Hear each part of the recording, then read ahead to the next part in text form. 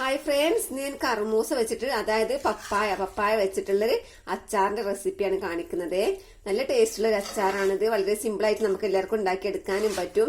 അപ്പൊ നമുക്കിത് എങ്ങനെ ഉണ്ടാക്കിയത് കാണണ്ടേ? വീഡിയോയിലോട്ട് പോവാട്ടോ.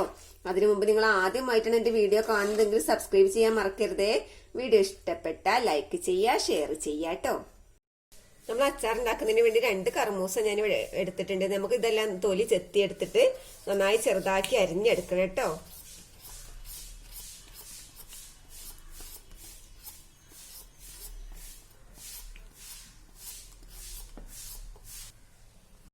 അങ്ങനെ നമ്മളിത് കുരും തൊലിയൊക്കെ കളഞ്ഞിട്ട് കഴുകി വൃത്തിയാക്കി വെച്ചിട്ടുണ്ട്. നന്നായി കഴുകി എടുക്കുക.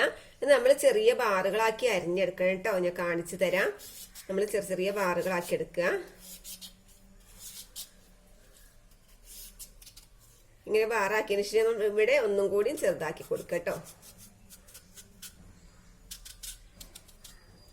ഇങ്ങനെ കണ്ടോ, ഇതിന് നടു ഒന്നും കൂടി മുറിച്ച് കൊടുക്കുക. എന്നിട്ട് നമ്മളിത് ചെറുതായിട്ട് അരിഞ്ഞെടുക്കണേ.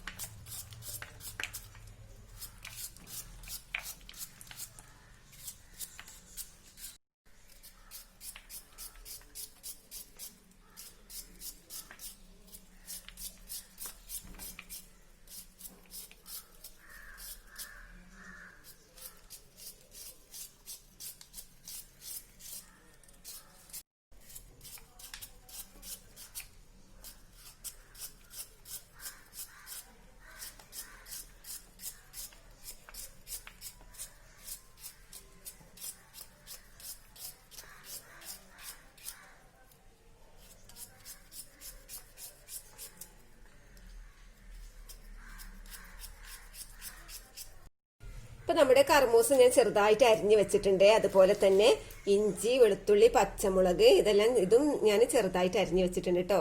Garlic, ginger, green chilli. നമുക്കിനി അച്ചാർ ഉണ്ടാക്കാൻ നോക്കാം കേട്ടോ. ഞാനിവിടെ ചട്ടി അടുപ്പത്ത് വെച്ച് ചൂടായിട്ടുണ്ട്. അതിലേക്ക് നമുക്കിതൊരു 100 ഗ്രാം എണ്ണ, നല്ലെണ്ണയാണ് കേട്ടോ. നല്ലെണ്ണ, അതായത് എള്ളെണ്ണ ഒഴിച്ചെടുക്കുന്നുണ്ടേ.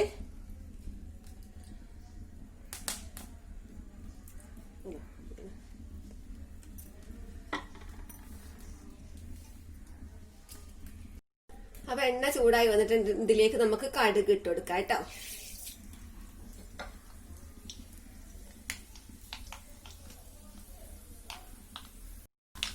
കടുക് പൊട്ടി വന്നിട്ടുണ്ട്. ഇതിലേക്ക് ഇനി നമുക്ക് ഇഞ്ചി, വെളുത്തുള്ളി, പച്ചമുളക് ഇതെല്ലാം കൂടി ഇട്ട് കൊടുക്കാം.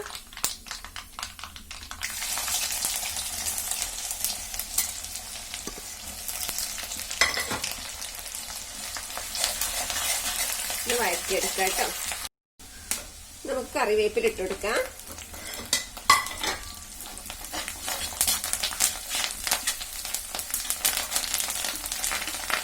കറിവേപ്പില ശരിക്ക് പൊട്ടി വരണം കേട്ടോ.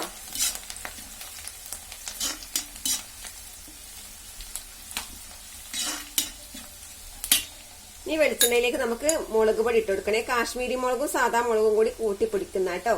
കൂടുതൽ കാശ്മീരി മുളകാണ് ഇതിൽ ഉള്ളത്. അപ്പൊ ഇത് 2 സ്പൂൺ നിറയെ ഞാൻ ഇട്ട് കൊടുക്കുന്നുണ്ട്. നമുക്ക് നോക്കിയിട്ട് പോരായ്മയുണ്ടെങ്കിൽ വീണ്ടും ഇട്ട് കൊടുക്കാം. പിന്നെ ഒരു 1/4 സ്പൂൺ ഞാൻ മഞ്ഞൾപ്പൊടിയും ചേർക്കുന്നുണ്ട് കേട്ടോ. ഇത്രയും മതി. ഒന്ന് ഇളക്കി കൊടുക്കാം.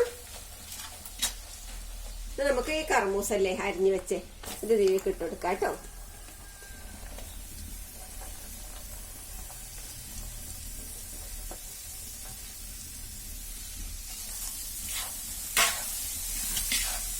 നമുക്ക് ചെറിയ തീയിൽ ഇത് കുറച്ച് സമയം വേവിക്കണേ.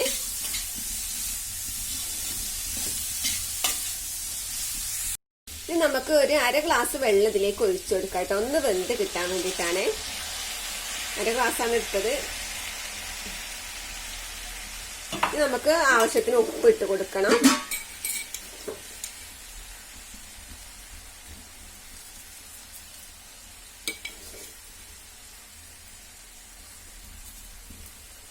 അച്ചാറിൽ അത്യാവശ്യം ഉപ്പ് വേണമല്ലോ. നമുക്കൊന്ന് ഇളക്കി കൊടുത്തിട്ട് അടച്ചു വെച്ച് കുറച്ച് സമയം ഒന്ന് വേവിച്ചെടുക്കണം കേട്ടോ.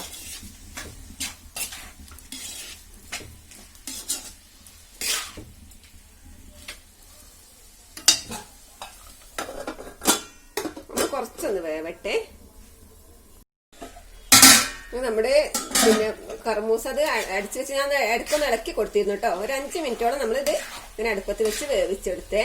ഇനി നമുക്ക് ഇതിലേക്ക് അല്പം കായപ്പൊടി, കായം ഞാൻ ഇത് ഒരു എണ്ണയിലിട്ട് പൊരിച്ചെടുത്ത് ഇത് പൊടിച്ചതാണ് കേട്ടോ. അപ്പൊ കായത്തിന്റെ പൊടി ഒരു പിഞ്ചിട്ട് കൊടുക്കാം. പിന്നെ ഉലുവ ഒന്ന് വറുത്ത് പൊടിച്ചതാണ്. ഇത് നമുക്കൊരു സ്പൂണോളം ഇട്ട് കൊടുക്കാം കേട്ടോ, ഒരു മുഴുപ്പിന് വേണ്ടിയിട്ടാണ്.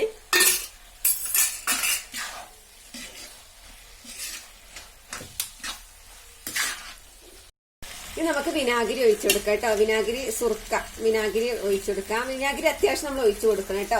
കുറച്ചൊരു ലൂസിൽ വേണം, നമ്മൾ ഉലുവ പൊടിച്ചൊക്കെ ചേർത്ത് കൊടുത്തതല്ലേ, അപ്പൊ ഒന്ന് ടൈറ്റ് ആയി വരും. കുറച്ച് ലൂസിൽ നമ്മൾ ഒഴിച്ചു കൊടുത്താൽ ടൈറ്റ് ആയി വരും.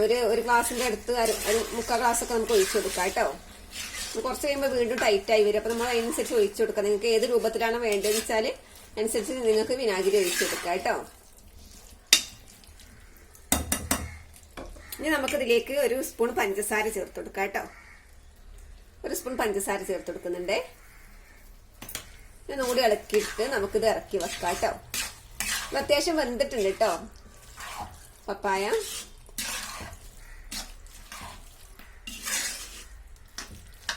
നമുക്ക് വിനാഗിരി വേണമെങ്കിൽ ഉപ്പൊക്കെ നോക്കിയിട്ട് ഇട്ട് കൊടുക്കുക. സുർക്ക വേണമെങ്കിൽ ഒന്ന് ടൈറ്റായി വന്നാൽ ഒന്നും കൂടി ഒഴിച്ചു കൊടുക്കുക കേട്ടോ.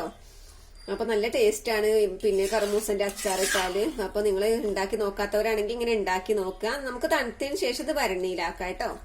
അപ്പൊ മറ്റൊരു വീഡിയോയുമായി നമുക്ക് വീണ്ടും കാണാം. അതിലേക്കും ബൈ. അസ്സലാമു അലൈക്കും.